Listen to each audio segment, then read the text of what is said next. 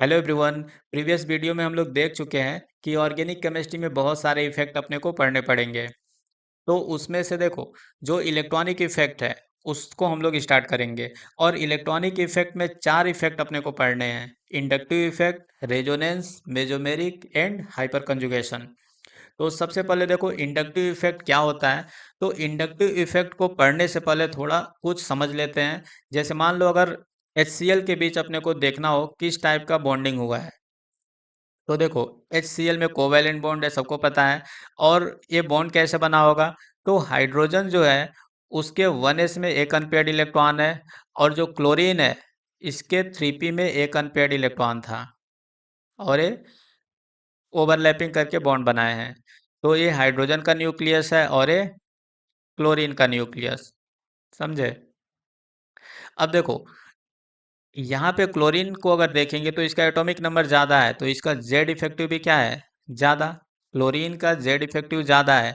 और Z effective ज़्यादा होने से क्या करेगा, ये जो शेयरिंग का इलेक्ट्रॉन दिख रहा है ना यहाँ पे, शेयरिंग के इलेक्ट्रॉन को अपनी ओर खींचना शुरू कर देगा। तो शेयरिंग के इलेक्ट्रॉन थोड़ा सा शिफ्ट हो जाएंगे इधर।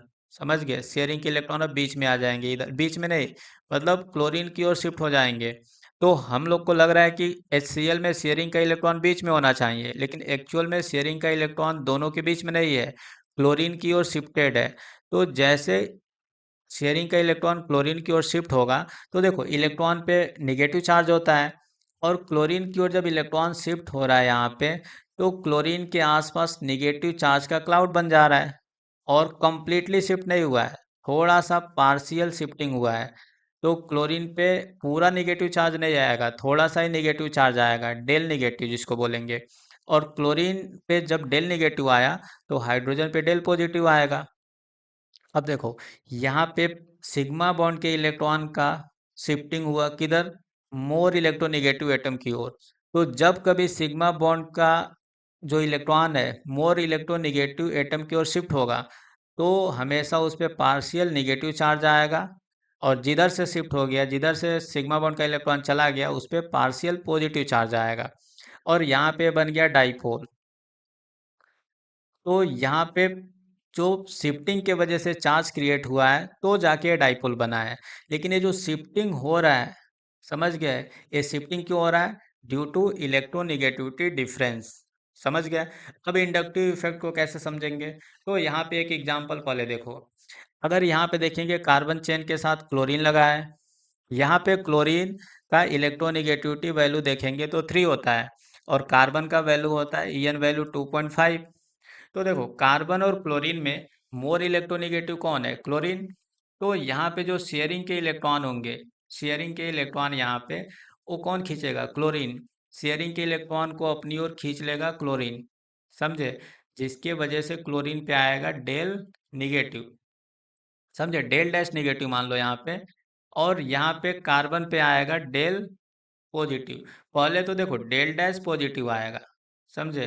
लेकिन ये रुकेगा नहीं, डेल डैश पॉजिटिव आया तो होगा क्या, यहाँ पे पॉजिटिव चार्ज आ गया। अभी डेल डैश ना मान के हम लोग क्या मान रहे हैं? डेल पॉजिटिव मान लो।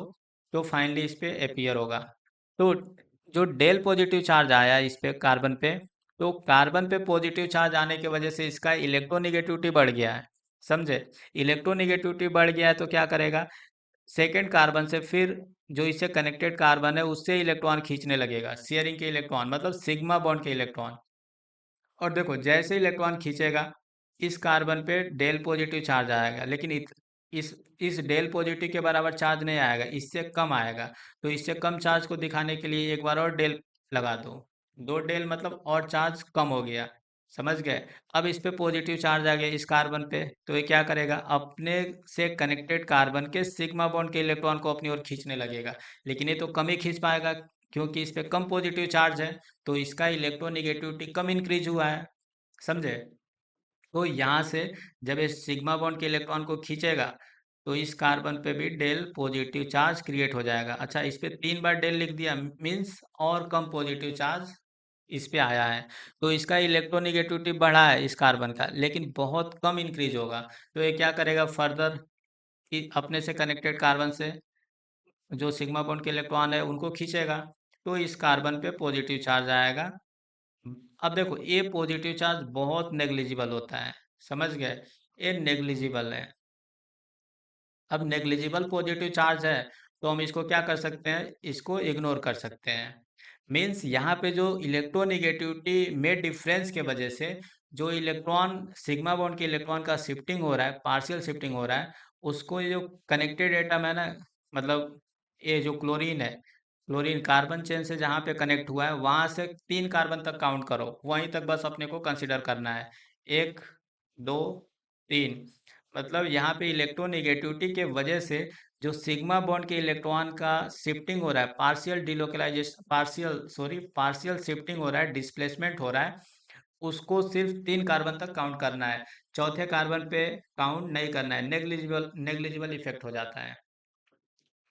तो यहाँ से क्या अपने को पता चल रहा है कि जो निगेटिव चार्ज है, ये जो निगेटिव चार्ज है, इसका मैग्नीट्यूड देखोगे तो डेल प्लस ए वाला डेल डेल प्लस 3 बार डेल लिख दो, प्लस 4 बार डेल लिखो, प्लस ऐसे जहाँ तक जा रहा है पॉजिटिव चार्ज उसको लिखते जाओ। तो ये निगेटिव चार्ज का मैग्नीट्यूड इन पॉजिटिव चार्ज के मैग्नीट्यूड के बराबर होगा।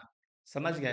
तो यहाँ पे देखो सिग्मा बॉन्ड के इलेक्ट्रॉन का ऐसे शिफ्टिंग होता है, पार्शियल डिस्प्लेसमेंट होता है।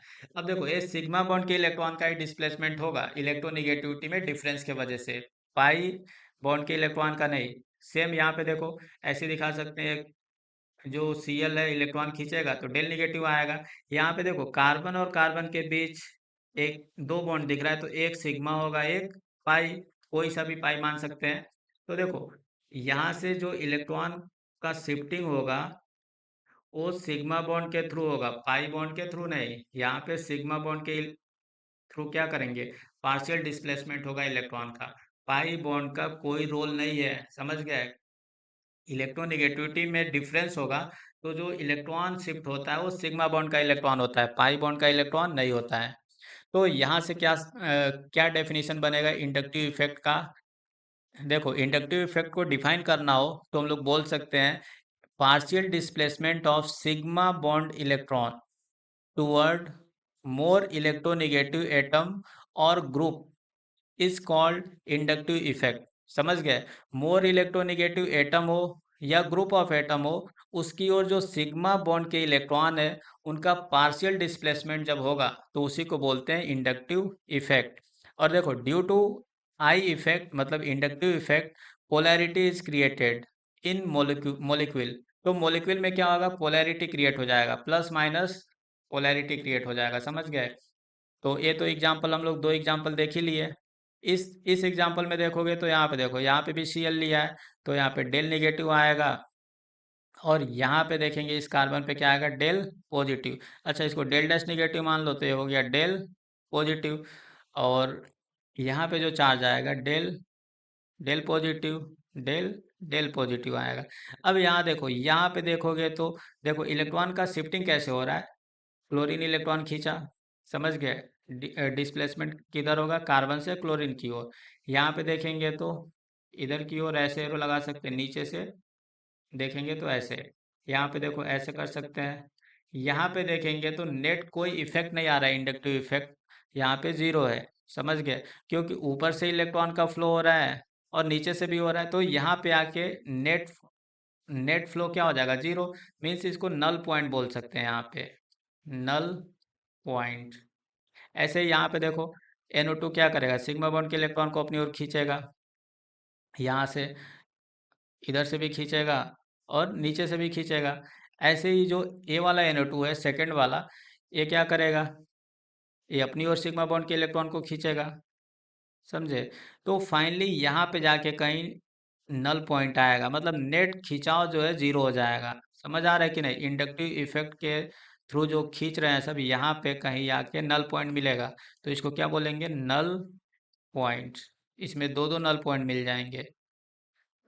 अब देखो इसमें कुछ इसके इंडक्टिव इफेक्ट के कुछ कैरेक्टरिस्टिक्स हैं जिसको नोट करके लिख लेना। इट इज परमानेंट इफेक्ट, पहले भी हम लोग देख चुके थे कि इंडक्टिव इफेक्ट हमेशा लगेगा, परमानेंट इफेक्ट है। It operate through sigma bond only, मतलब केवल सिग्मा बॉन्ड के थ्रू ऑपरेट होगा, पाई बॉन्ड का कोई इसमें कंट्रीब्यूशन नहीं है।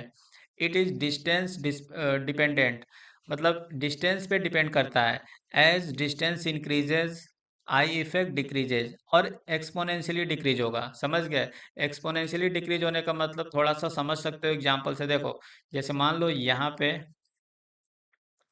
मान लो फ्लोरीन लगा है, तो अगर इंडक्टिव इफेक्ट को मान लो यहाँ पे अगर 1000 टाइम्स, अगर यहाँ पे दिखा रहे हो पहले कार्बन पे 1000 टाइम्स स्ट्रॉन्गर है इंडक्टिव इफेक्ट, तो दूसरे कार्बन पे आते आते मान लो 1 हो गया, समझ गए, 1000 गुना कम हो गया।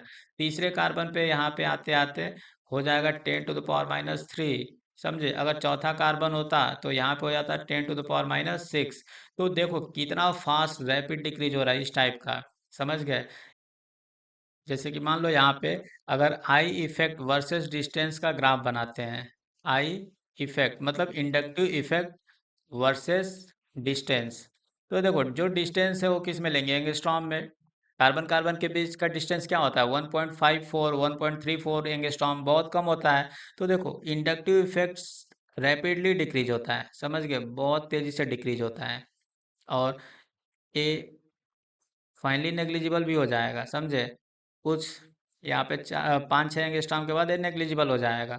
तो यहाँ पे दिख रहा है क्या, सडनली रैपिडली डिक्रीज हुआ और फाइनली ये क्या हो जाएगा, कुछ डिस्टेंस के बाद नेग्लिजिबल हो जाएगा।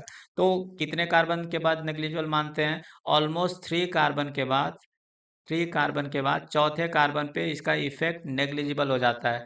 फोर्थ पॉइंट में ही लिखा है, its effect become negligible after 3 carbon. तो ये सारे इंपॉर्टेंट पॉइंट है, इसको नोट कर लेना। और इसके बाद वाले वीडियो में हम लोग देखेंगे कि इंडक्टिव इफेक्ट के कितने टाइप होते हैं और उनको फिर डिटेल से पढ़ेंगे। चलो, थैंक यू।